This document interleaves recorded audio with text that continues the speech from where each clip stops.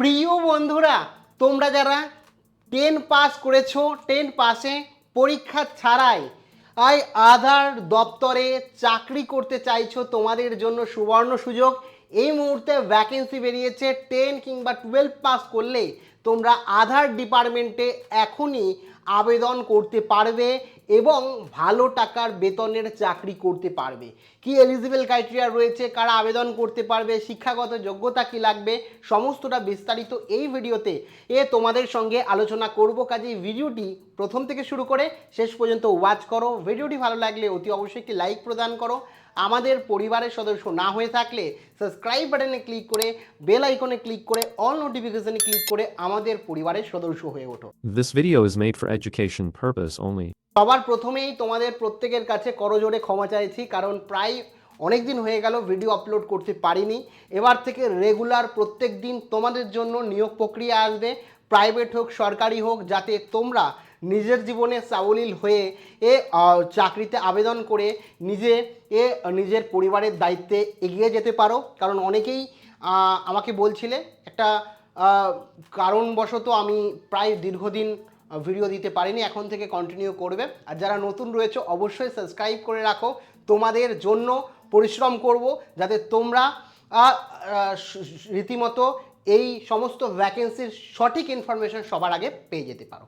তো এখানে বলে রাখি 10 পাসে এই আধার ডিপার্টমেন্টের নিয়োগ, এটা একটা ভালো জব। হ্যাঁ, যারা 10 পাস করেছো কিংবা 12 পাস করেছো, পড়াশোনার সাথে সাথে চাকরি করতে চাইছো, নতুন রয়েছো, কিংবা অনেক ছেলে মেয়ে রয়েছে যে ভালো একটা চাকরি করি, ভালো একটা বেতনের, পরবর্তীকালে আরও ভালো চাকরি পেলে করব, তো তারা কিন্তু এই চাকরি করতে পারে এবং ভালো বেতন রয়েছে। ঠিক আছে, যেহেতু পরীক্ষাও নেই কোনো রকম নিয়োগে, তো সেটা আমি বলছি। তার আগে বলে রাখি যে আধার সেন্টার জবের ইনফরমেশন কিছু, যে এখন ভ্যাকেন্সি কী রয়েছে দেখো, এটা অল ইন্ডিয়া জব ভ্যাকেন্সি। কেমন মানে, এটা শুধুমাত্র কোনো একটা রাজ্যে না, পুরো ইন্ডিয়া বেসিস কিন্তু জব রয়েছে।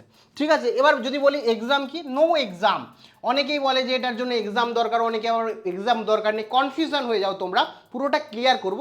কোনো রকম এই সিলেকশনের জন্য এক্সামের রিকোয়ারমেন্ট নেই। ঠিক আছে, এক্সাম তোমাকে দিতে হবে না, পরীক্ষা ছাড়াই নিয়োগ চালাই। ঠিক আছে, এবার এডুকেশন কোয়ালিফিকেশন যদি বলি 12 পাস এবং 10 পাস যারা রয়েছে তারাও অ্যাপ্লাই করতে পারবে। হ্যাঁ, কিছু কন্ডিশন আছে আমি বলছি। 10 পাস যারা রয়েছে তারাও অ্যাপ্লাই করতে পারবে, কোনো সমস্যা নেই।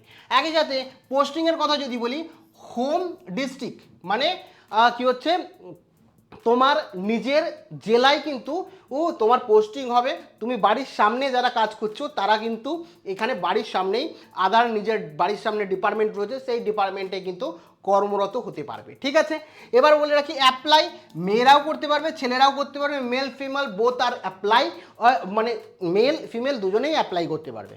একই সাথে ফি এর কথা যদি বলি, এই অ্যাপ্লিকেশান বা আবেদন করতে গেলে কত টাকা তোমাকে দিতে হবে বলে রাখি, সম্পূর্ণ বিনামূল্যে, কোনো রকম টাকা লাগবে না, একটা টাকাও লাগবে না, সম্পূর্ণ বিনামূল্যে তোমরা কিন্তু অ্যাপ্লাই করতে পারবে। ঠিক আছে, এবার এখানে বলে রাখি এলিজিবিলিটি কী রয়েছে। এলিজিবিলিটি যদি বলি, আমি বললাম 12 পাস হলে তোমরা অ্যাপ্লাই করতে পারবে, এবং আমি বলেছি 10 পাসেও তোমরা অ্যাপ্লাই করতে পারবে। হ্যাঁ, একদম ঠিক শুনছো, 10 পাস যারা করেছো তারাও অ্যাপ্লাই করতে পারবে, কিন্তু দুটো কন্ডিশন রয়েছে। এক নম্বর হচ্ছে 10 পাস তুমি করেছো, কোনো অসুবিধা নেই, 12 পাস করোনি, তার সাথে আইটিআই যদি তোমার থাকে তাহলে তুমি অ্যাপ্লাই করতে পারছো। 10 পাস করে এক নম্বর কন্ডিশন। দু নম্বর কন্ডিশন, যে 10 পাস করেছো তার সাথে ডিপ্লোমা তোমার রয়েছে। মানে কি বললাম, 10 পাসের সাথে আইটিআই থাকলেও তুমি আবেদন করতে পারছো, 10 পাসের সাথে ডিপ্লোমা করলেও তুমি আবেদন করতে পারছো।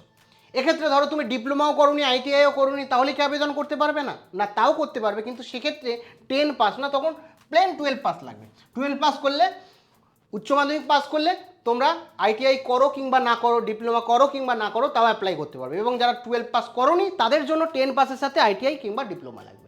ক্লিয়ার? এবার চলে আসি তোমাদের একটু, অনেকে বোঝে না যে এটা কোথার থেকে নিয়োগ হয়, কি নিয়োগ হয়, তার জন্য একটু ডিটেলস তোমাদের বলে দিই। যেমন ইউআইডিএআই মানে আধার ডিপার্টমেন্ট, তোমরা জানো যে ইউআইডিএআই এটা আধার ডিপার্টমেন্ট, যেটা একটা গভর্নমেন্ট বডি বা গভর্নমেন্ট ডিপার্টমেন্ট, সরকারি ডিপার্টমেন্ট। এবার এই ডিপার্টমেন্টেই সমস্ত আধার সংক্রান্ত সমস্ত কাজ হয়। তোমরাও অনলাইনে কিছু করতে গেলে তোমরা চলে যাও ওয়েবসাইটে, ইউআইডিএআই এর অফিসিয়াল ওয়েবসাইটে।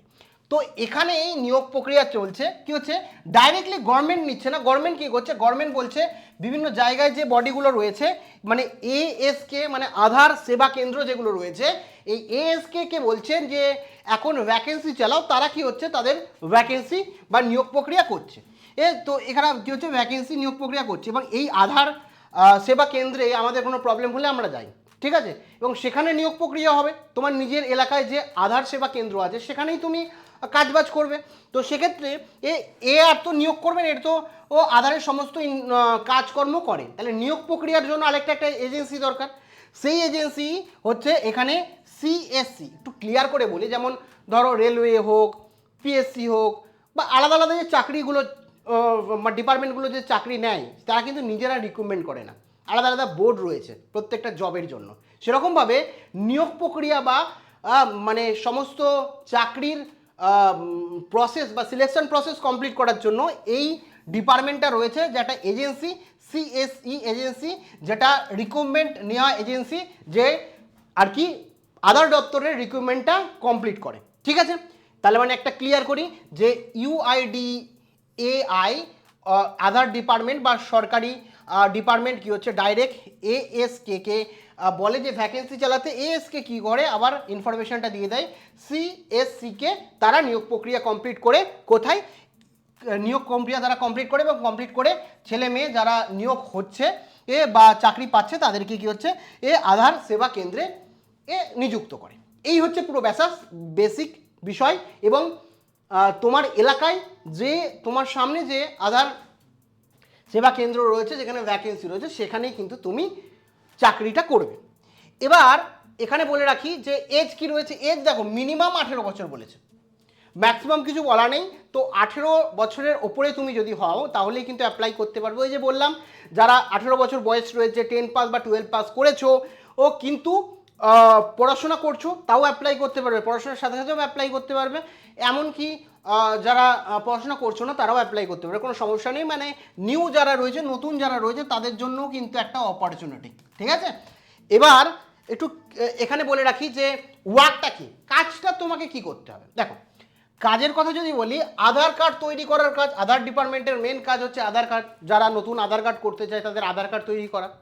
ধরো আধার কার্ড কারোর কোনো রকমভাবে হারিয়ে গেছে বা খারাপ হয়ে গেছে, একটা নতুন আধার কার্ড তাকে তার বাড়ির অ্যাড্রেসে পৌঁছে দেওয়া, তো এই ধরনের কাজ, এবং বিভিন্ন আপডেট আসলে সেই আপডেট করা। একই সাথে মডিফিকেশন, যেটার জন্য বিশেষ করে প্রয়োজন পড়ে সাধারণ মানুষ। ধরো তুমি আধার কার্ড তোমার রয়েছে, আধার কার্ডে তোমার ফোন নাম্বার তুমি চেঞ্জ করতে চাও, তোমার বায়োমেট্রিক কাজ করছে না, বায়োমেট্রিক চেঞ্জ করতে চাও। ধরো তুমি এক জায়গায় থাকতে আরেক জায়গায় গেছো, তোমার অ্যাড্রেস চেঞ্জ করতে চাও। তো এই ধরনের কাজ কিন্তু মডিফিকেশনের কাজ, মানে নামে কোনো ভুল থাকলে নাম চেঞ্জ করা, অ্যাড্রেস চেঞ্জ করতে চাইলে অ্যাড্রেস চেঞ্জ করা, ফোন নাম্বার চেঞ্জ করতে চাইলে ফোন নাম্বার চেঞ্জ করা, বায়োমেট্রিকে কোনো প্রবলেম হলে চেঞ্জ করা, মানে আধার রিলেটেড কোনো প্রবলেম হলেই সেই কাজ কিন্তু তোমাদের করতে হবে এই আধার দপ্তরে। বেতন বা পারিশ্রমিক, দেখো কাজ তো করবো, বেতনটা যদি জানতে পারি তাহলে আমাদের অ্যাপ্লাই করতেও সুবিধা হয়। তো মোটামুটি যে বেতন রয়েছে সেটা কিন্তু 15 থেকে 18-র মধ্যে বেতন রয়েছে, এবং এটা কোনো ফিক্সড কিছু বলা যায় না, এরিয়া বেসিসে তোমার বেতন বা স্যালারিটা নির্ভর করে, ফিক্সড কিছু নয়।